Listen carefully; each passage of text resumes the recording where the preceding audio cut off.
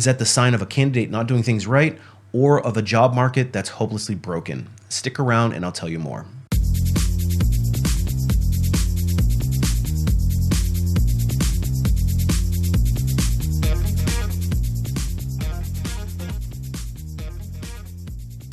Hey everybody, it's Brian from Life After Layoff, and today I want to talk about the state of the job market, especially for those of you who are earlier in your career. Now, I came across a semi-viral video on TikTok where a guy's ranting about how he applied to 1,600 jobs and all he's managed to land was one relatively crappy job offer. So I want to break it down, dissect what this guy's going through, and then answer the question, is it the sign of a broken job market or a candidate that's not approaching things correctly? But before we get into that, if you're interested in learning how to reclaim control in your career and your job search, make sure you sign up for my free newsletter. And in it, I share concise, actionable tips on how to approach your job search with more strength, conviction, and hopefully land a good job offer without having to put 1,600 applications in. Keep in mind, it's absolutely free, and I hope to see you there.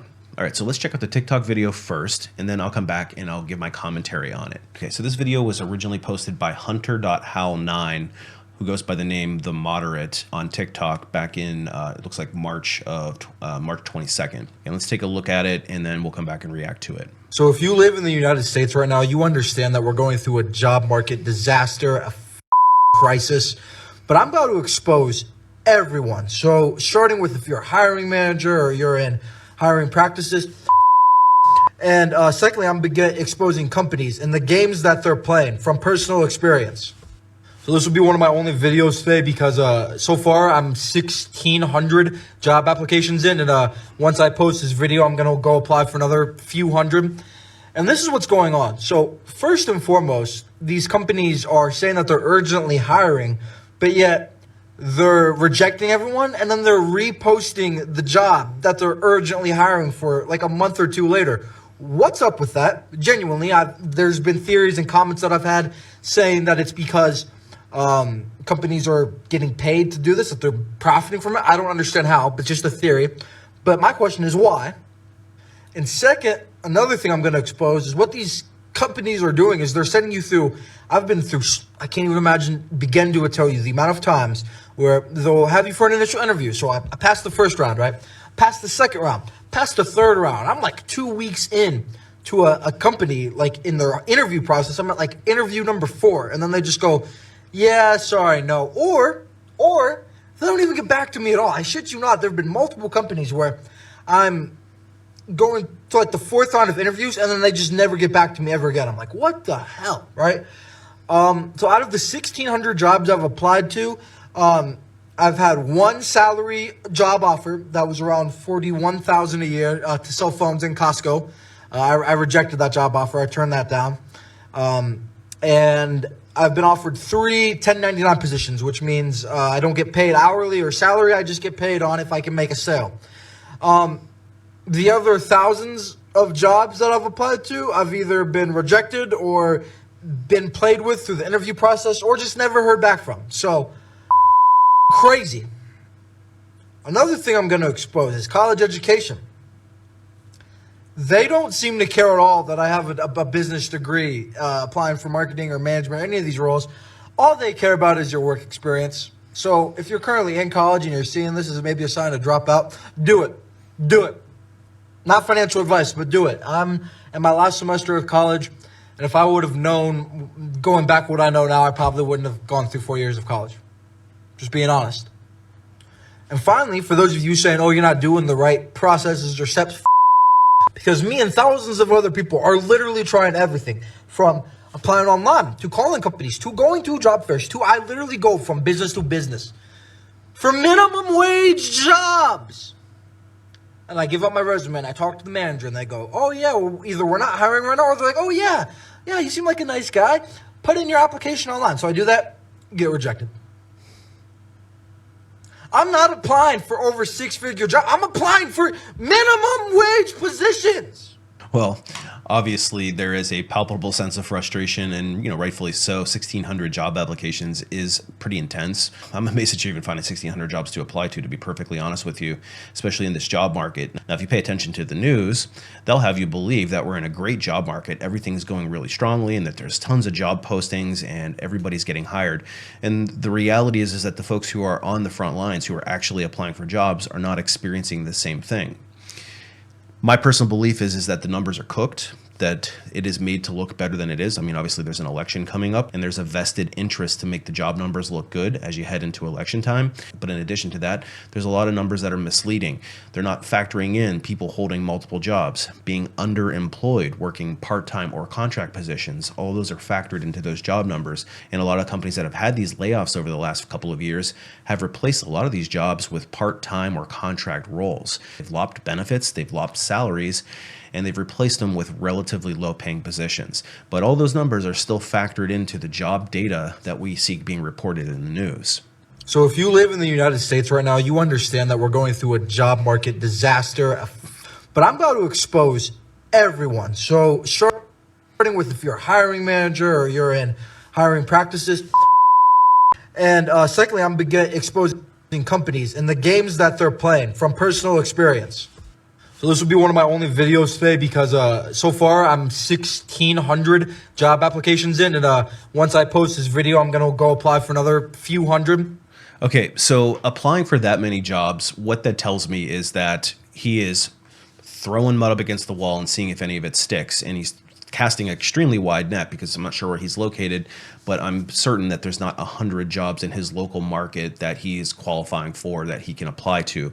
So I'm already noticing if you're applying for that many jobs, I have to ask the question of, are you being truly targeted? Now, I will put an asterisk here and say, as an entry-level person, because he's still in college, that you do have to cast a wider net, and it is a bit of a numbers game at that point in your career. And what this is telling me is if I have to apply to thousands of jobs in order to get a job offer, that I'm not being targeted enough or concise enough with my marketing message. I'm probably confusing the hiring manager on some level, and there's no possible way that you could be a good fit for all 1,600. We really want to try to identify what problem do we truly solve and focus on that in our job search. And this is what's going on. So first and foremost, these companies are saying that they're urgently hiring, but yet they're rejecting everyone, and then they're reposting the job that they're urgently hiring for like a month or two later.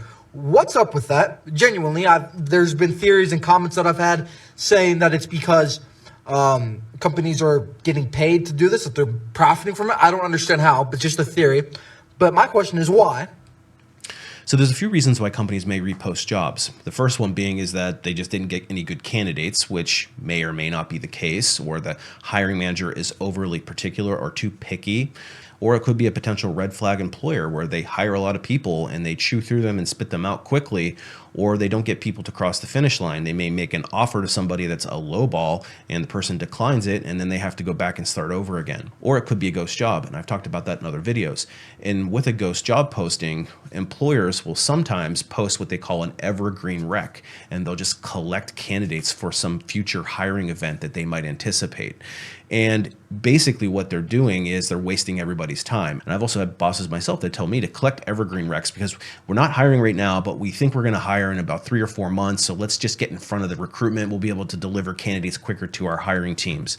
And in theory, it might make sense for the company to do that, but it's certainly not good candidate experience for anybody else that's involved. Listen, no recruiter likes ghost recs either.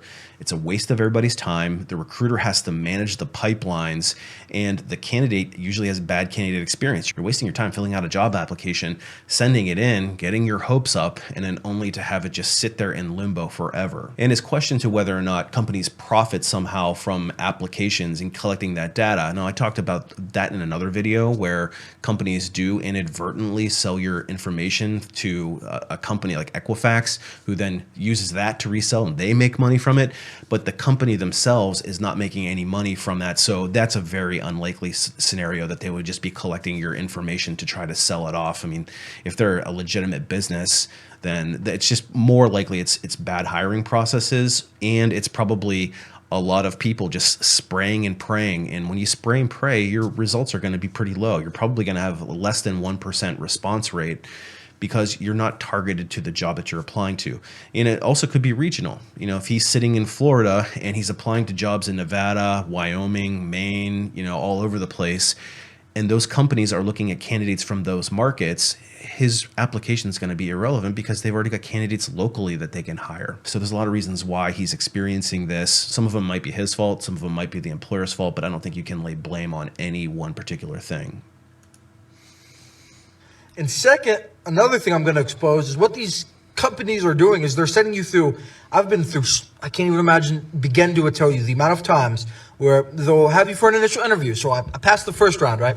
Passed the second round, passed the third round. I'm like 2 weeks in to a company, like in their interview process. I'm at like interview number 4. And then they just go, yeah, sorry, no. Or they don't even get back to me at all. I shit you not. There have been multiple companies where I'm going to like the 4th round of interviews and then they just never get back to me ever again. I'm like, what the hell, right? So out of the 1,600. Let me pause that. So let's break down the number of job interviews that he's speaking about.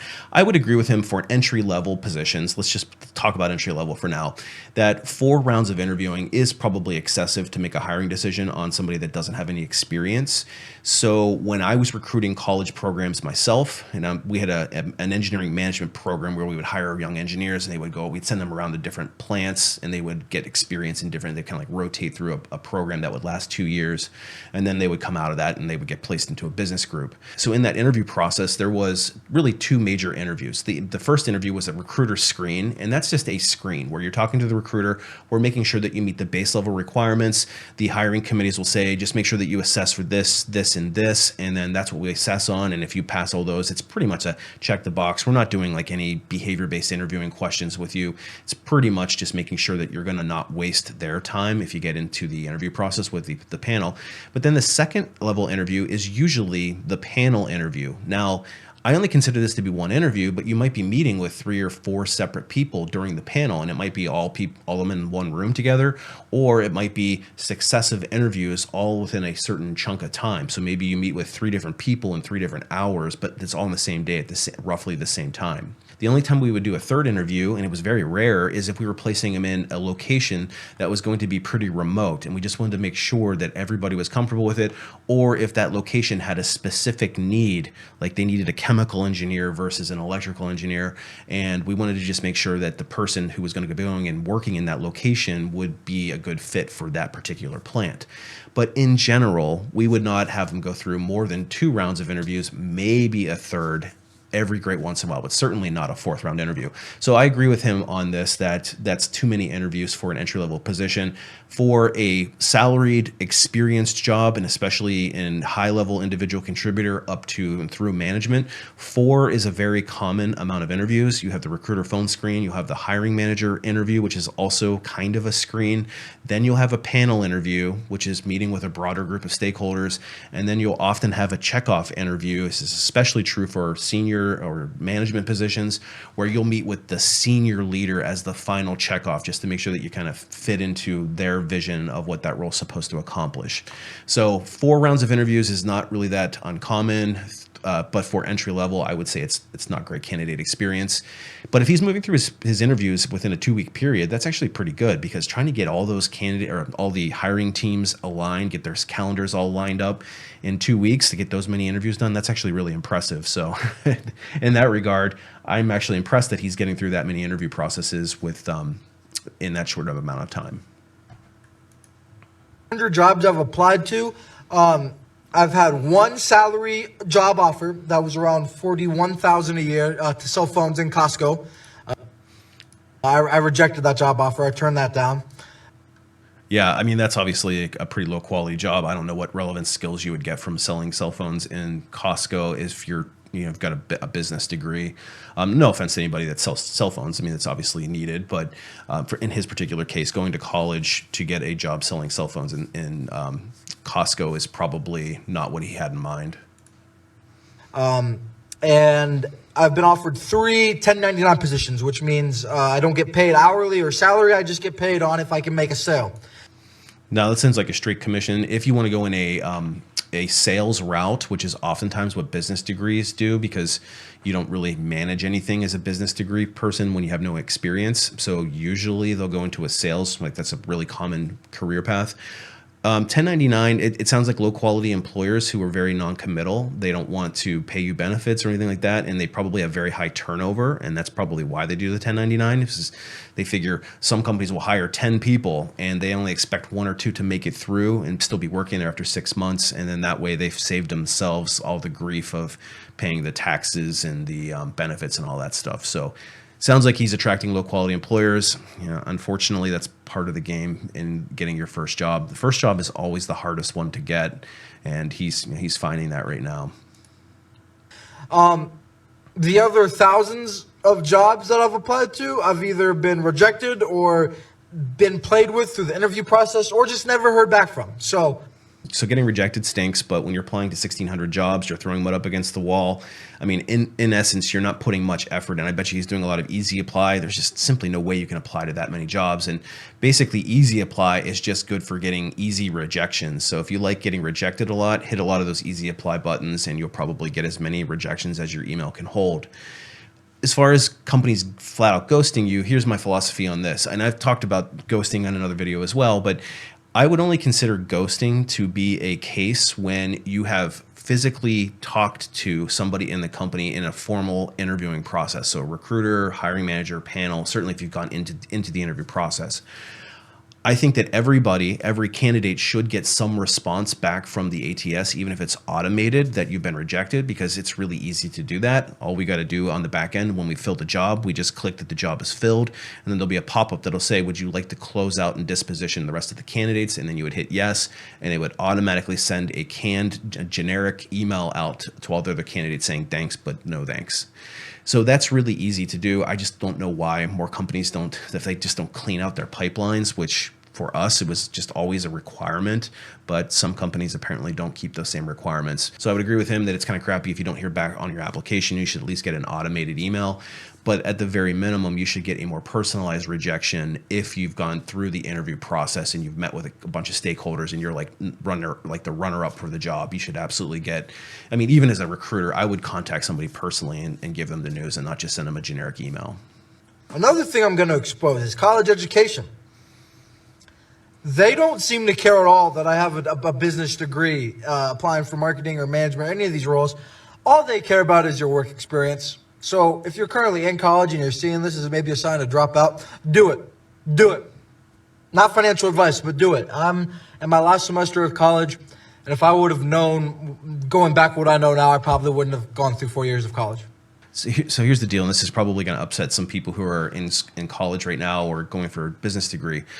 Business degrees are considered to be the generic degree of university. So everybody who comes out with a business degree kind of has the same experience as this guy. And it's not to say that a business degree isn't valuable, but it is relatively generic. What differentiates you is if you have internships or you have some experience before you even hit the market. And you should be doing internships and you should be getting part-time jobs or things like that during your summers. It's really important because the people who are doing that are the ones that are landing the best jobs.